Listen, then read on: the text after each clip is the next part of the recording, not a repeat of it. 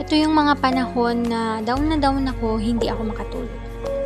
Sa first time, ma'am, hindi madaling mag-adjust.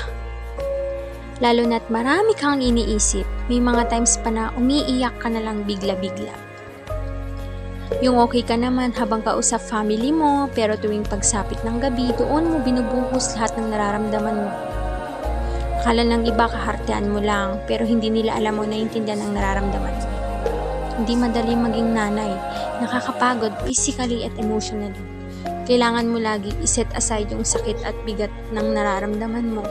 At hindi ka pwedeng umiyak hanggang sa maging okay ka kasi need ka ng anak mo. You have to sacrifice everything, including your job. Wala ka na rin social life dahil si baby lang palagi mong kasama. Bawal kang magpahinga kasi